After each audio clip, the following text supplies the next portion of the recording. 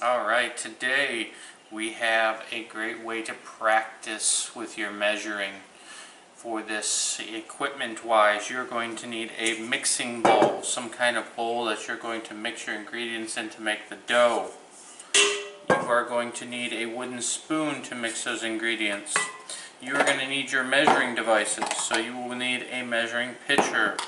You will need a teaspoon. You will need a cup. And of course you're going to need a butter knife in order to level everything. You'll also be needing a pan to put your bread on when putting it into the oven. And then you'll need a container that will hold water that can also go in the oven because you're going to want to create moisture. Lastly, you're going to want some plastic wrap. When it comes to ingredients, this is a very simplistic recipe. Most of it you should have at home. On all-purpose flour, basic flour is all you need. You are also going to need salt. And then the one ingredient that probably most households don't have, that you may have to go to the store, but you can get at a place like Walmart or Publix, is going to be the active instant dry yeast.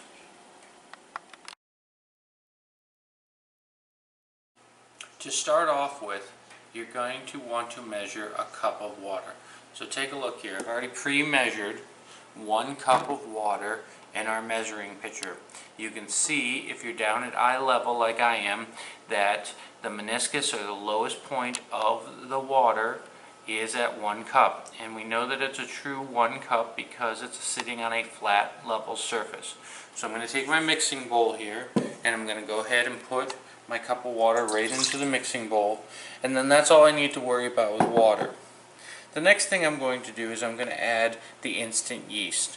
And what I'm going to do is I'm going to add, there it is, 1 teaspoon. So I'm going to take more yeast than will fit into my teaspoon, and I'm going to take the knife and come across the top.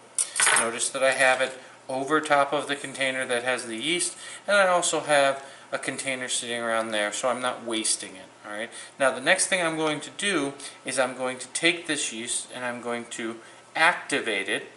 I'm going to wake it up. I'm going to get it to start growing and multiplying, and I'm going to do that by adding it to the water. Now, the leftover yeast I can go ahead and put into my jar. And then the next thing we need to do is we need to give that yeast some food. And the yeast is going to feed off of the flour. So, mixing bowl off to the side.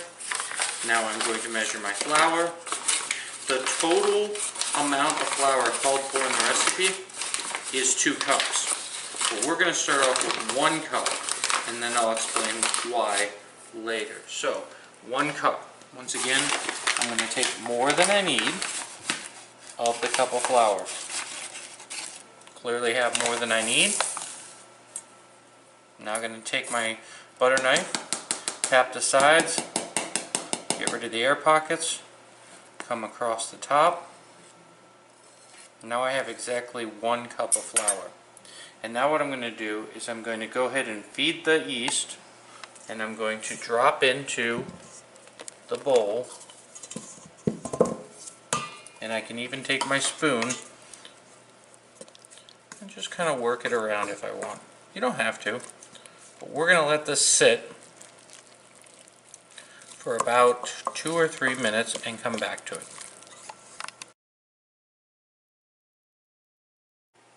Alright, take a look at our bowl. Our bowl has 1 cup of flour in it, it has 1 cup of water, and it has 1 teaspoon of yeast. And what has happened now is that yeast has had a chance to start growing and get activated, and that's what's going to create that light fluffiness to our bread. But if we don't do anything else, that bread is going to taste very bland or very plain, and that means that we need to add some flavor, and by doing so we're going to add salt. So we're going to go ahead and measure out a teaspoon of salt, and we want to add more, or excuse me, take out more than we need, just like we did with the yeast and the flour. Take the knife, come across the top, And now we're going to add this.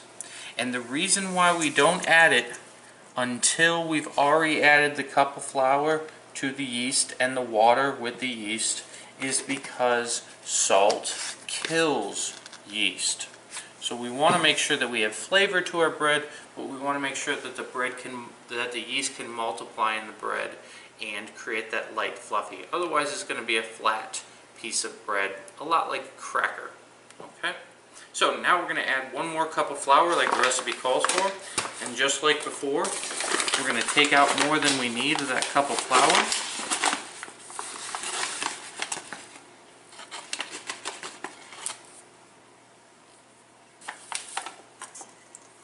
See this better?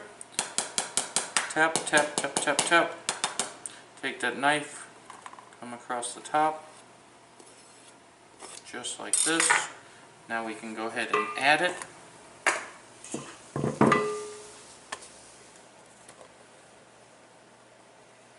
Now we're done with this. Now what we're going to do is mix this in.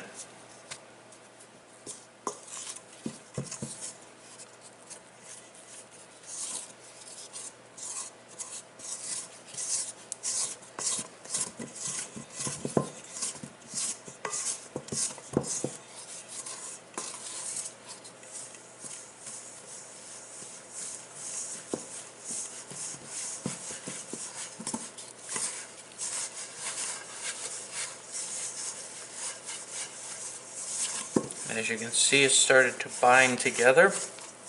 That's a good sign.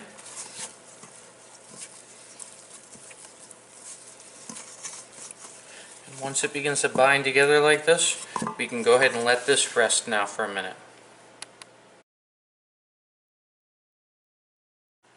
Okay, a couple things that I want to talk with you about. Right now in the bowl, I have our ingredients. I have our flour, I have our water, I have our salt, I have our yeast. So the one ingredient that you may not be familiar with is the yeast. The yeast is actually alive. It's what they call an active ingredient. And it gets activated by that water.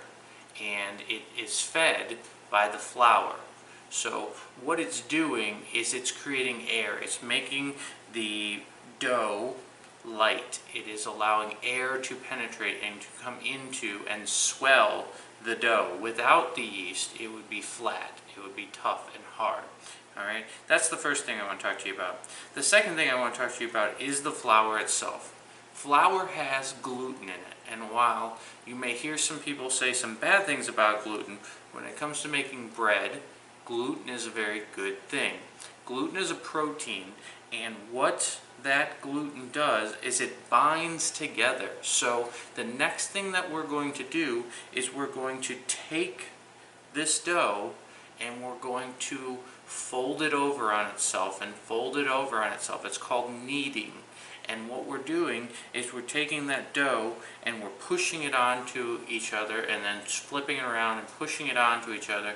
And we're doing that in order to get the gluten proteins to bind together. So that way it holds together as a structure. It's like building something without using nails or screws. It wouldn't hold together, or glue. It's the glue that's really going to hold everything together. It's the nails and screws that hold things together. Without the gluten in this flour, it would be a very difficult process to get a nice good piece of bread out of it. So, first thing we want to do is we want to learn that when making bread, flour is our friend. Okay, we want to go ahead and put some flour on the counter. You want to make sure you put some flour on your hands.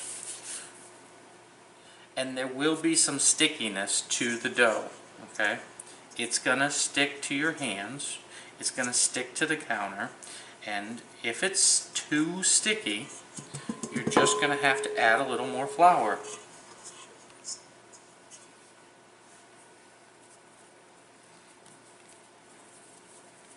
And all I'm going to do now is knead it.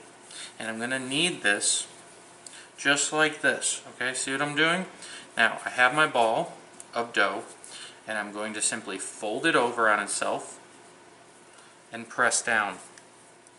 And if I get a little bit on my hands, That's it. That's okay. Fold it over on itself, press down. Spin it around, fold it over on itself, and press down. And I'm going to continue this process for right around 5 minutes. Alright, after about 5 minutes, you can see what my dough looks like. I want you to understand that this dough, I don't know if you can see it or not, but it has a stickiness to it, okay? It's okay if it's a bit sticky, that's going to be alright. But I've been kneading it for about 5 minutes. You can see how it's pulled together nice. It doesn't have to look perfect. You can look in any shape you want, because all you're going to do is you're going to take this bowl, and now you're going to sprinkle a little bit of flour into the bowl. Just a little bit. And you're going to take that dough, you're going to put it right there in the middle, alright? And now you're going to let that rest for an hour. And while you let that rest for an hour, we're going to cover it up so it doesn't dry out. So this is where the plastic wrap comes into play.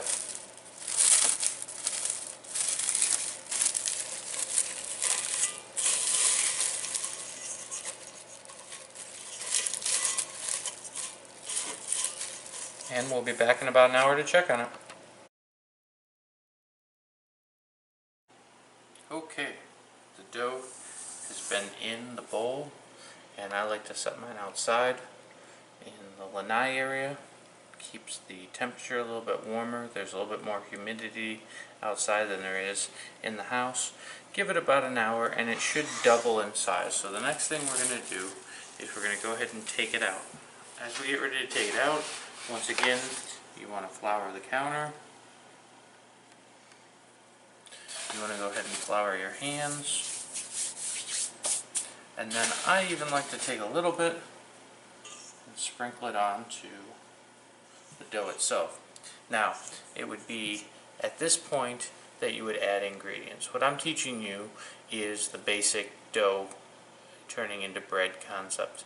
But if you wanted to add fruits or vegetables or nuts or chocolates or cinnamon or cheese or anything that you could think of to make this a different and more your own style type of bread, this is where you would add it. So first thing we're going to do is we're going to just slowly pull it out, and you'll see how it sticks a little bit.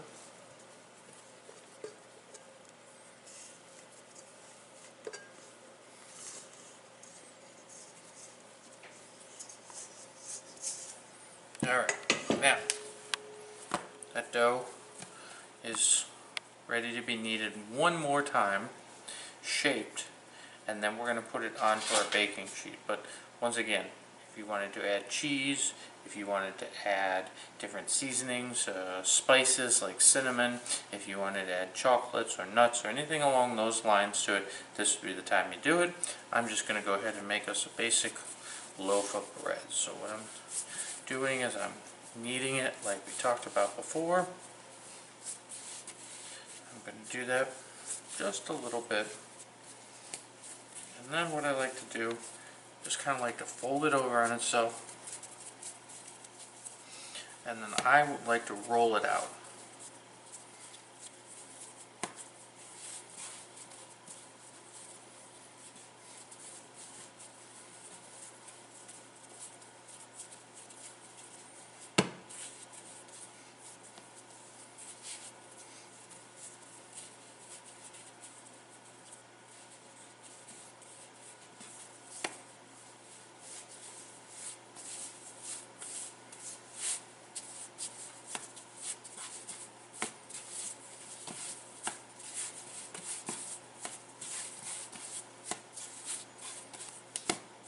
Okay, now, once I have that done, what I'm going to do is, if you have cornmeal, you can do this with cornmeal.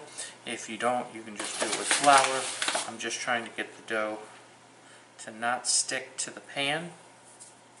And what I'm going to do now is I'm going to take it, I'm going to set it here.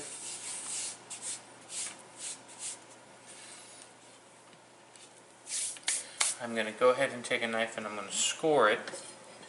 And when I score it with my knife, it's going to just create a little texture to the bread.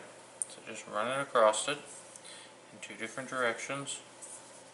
And now I'm going to go ahead and let this rest for about another half an hour, and then we're going to put it in the oven. And you always want to cover it when you're letting it rest because of the fact that moisture will come out and it will dry the top of the bread.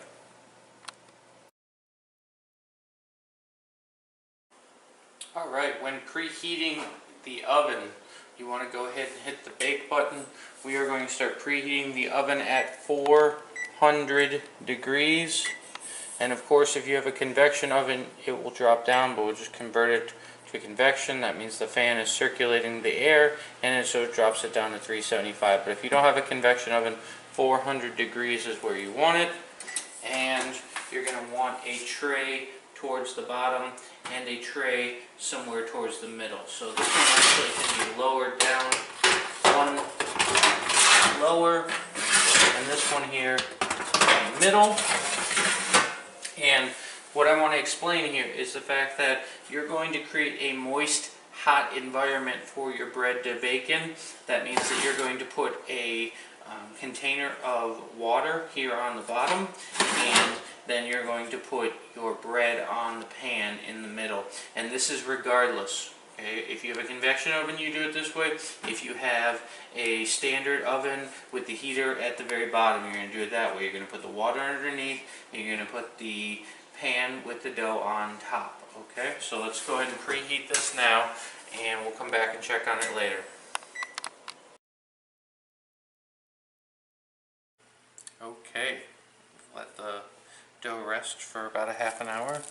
Taking the plastic off. We're going to sprinkle just a little bit of flour on it.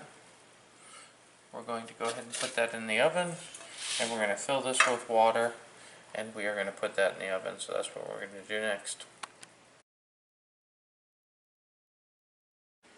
Start by opening the oven door so that the heat can roll out. Then take the bottom rack, pull it out. I now have a pan of water. The purpose of that pan of water is to create more moisture inside the oven as it's baking. Now I'm going to take the bread, I'm going to put that in the middle, and we're going to check on this in about 30 minutes.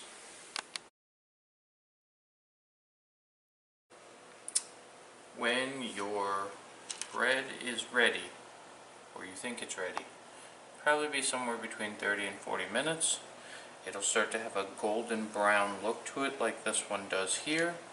And then if you have a thermometer, you can